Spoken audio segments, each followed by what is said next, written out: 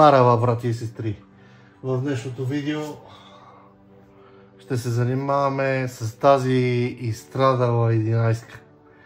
Тази изстрадала 11-ка за десетки хиляди пъти и е сменян екрана. Сега ще е поредния такъв.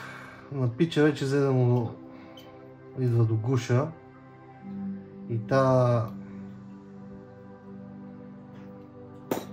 11-ка му стъпи като на 16-ка, ама както и да е.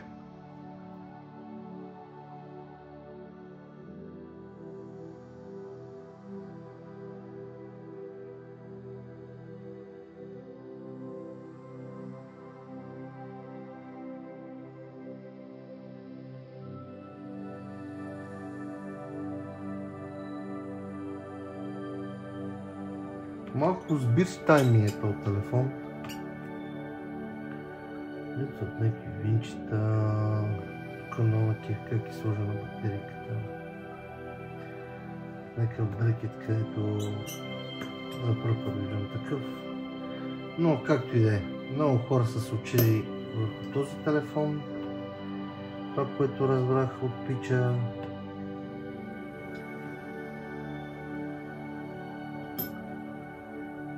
Сто пъти са му сменявали екрана. И сега ще е поредния такъв.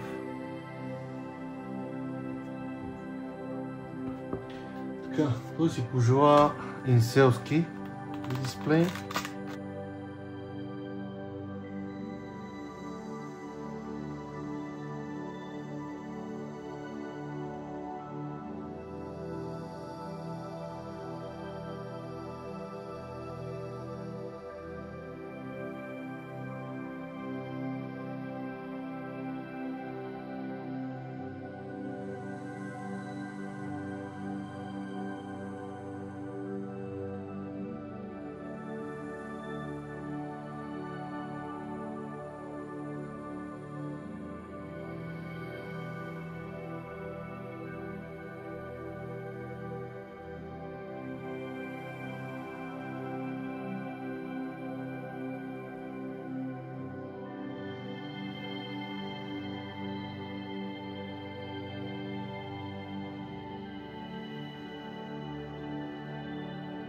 Батерията му умря, но както и да е, в момента няма го съживявам, разбрах каквото ми трябваше.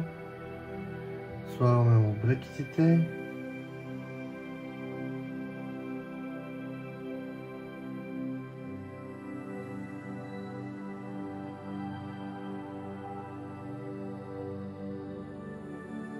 Така, готови сме с това телефонче. Трябваше да стане бързо и, както виждате, ефтино, защото на човека до гуша му дойде да сменя екрани. Тук въобще не се опитах да прехвърлям трутонове, чипове от един дисплей към друг, защото така или иначе нито информацията от оригиналния дисплей е налична, нито имаме оригиналния чип, за да може да прехвърлиме оригиналния чип със серийния номер, за да няма съобщение за неизвестен дисплей. Всичките тези процедури нямаше как да ги направим. Пича държеше бързо да си вземе телефона и възможно най-ефтино, затова му сложихме и инселски дисплей. Всички части, между другото, вече може да ги намерите само и единствено на сайта ни kingpartsbg.com, защото само този сайт вече остава да работи.